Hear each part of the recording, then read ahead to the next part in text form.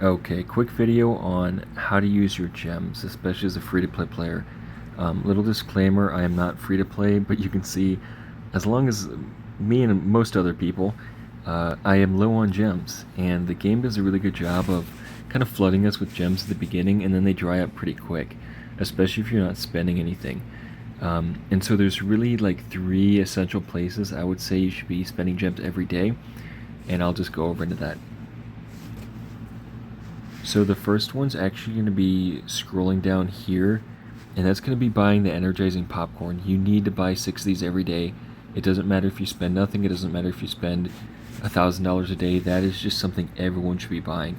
And actually even more importantly for free-to-play players, because there's limited chances to get combat power without unlocking new features, and levels are going to help you do that. Even like later on, levels are going to help you get battle core new levels here and things of that nature, even past like things unlocking very fast.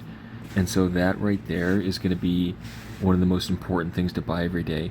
This Genki pun is actually maybe a little less essential. I mean, I guess it's worth it for 180 gems, but it's not like super valuable to me.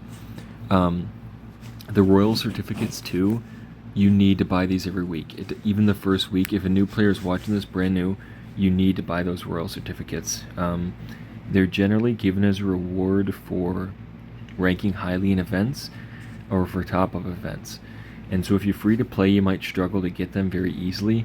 You know, you're going to get maybe a few a week, but these 4 a week are definitely worth the 6,000 gems. You need to save 6,000 gems a week for them.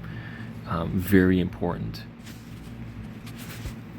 And the last thing you should be spending gems on every day, or at least looking every day to spend gems on, would be in the guild shop. I was already right there. So I'm guilty of this. You can see this is my mistake, and this is a mistake you shouldn't make. See how Amakusa, which is a hero I need, a fighter I need, is listed for 2,800 gems, but I don't have enough gems to buy him? Like, that's a huge mistake, because if you think of 2,800 gems for a fighter, and how much gems buying enough tickets to get a fighter, like that could be 30 regular tickets, that could be like 30 headhunter tickets, you know, and those are very expensive. That could be what, 2,500 each. That could be like 6,000 gems just to get him. And so this is like the cheapest you're going to find fighters, as well as it's not actually the cheapest you're going to find chips. So I wouldn't recommend buying chips with gems from the shop. I don't really know why they're offered for lower, but you can get them at auction, 20 pieces, for 1,700 gems, assuming no one else bids. So avoid chips in the guild shop, but it is by far the cheapest place to buy heroes. So check this every day and keep a surplus of gems to buy the fighters you need. Especially if you're free to play, this is going to be a very easy way to get fighters. And so that just moves naturally into the auction. The auction's actually closed, but something that I'd recommend you buying from the auction would be, yeah, I can't even see it actually, would be the shards, like I said, for 1,700 gems for 20 pieces, or whatever it is, the 6,000 for the full chip shards. The game doesn't give many out for free. They give quite a few fighter choice boxes as rewards, but again, the chip select boxes are generally for more pay-to-win events, or for events that you probably won't win if you're not spending money, just by not completing enough or not being powerful enough compared to other people. And so that's really something that I think that you should save up for and use gems on as well. It's going to be really hard to level these if you don't prioritize them, and save gems to buy them once in a while when you can. And then one final thing that you just need to spend gems on, it's kind of a big bill, well worth it, is when you go to growth and title of glory, it's going to be these medals. So you're going to get 1 in the arena shop a week for whatever level you're on, but basically you need to buy them from the auction, and it's easiest to get them from the guild auction. Just tell your guild, hey, can I get these this week because I need them, or today because I need them, and hopefully they let you get them, assuming you're in a decent guild.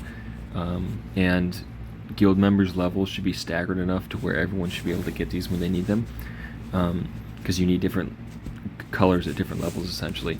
And so when you get to like watch the title, watch when it unlocks, like see how it's unlocking at 71 for me, so really in the next couple days I need to be saving a few thousand gems to buy these from the auction, because this title is very important for arena, especially if you want to push arena, just because of that damage up 25%, and then it's just good stats and good CP in general, and definitely something you should be spending gems on, so keep an eye on that as well.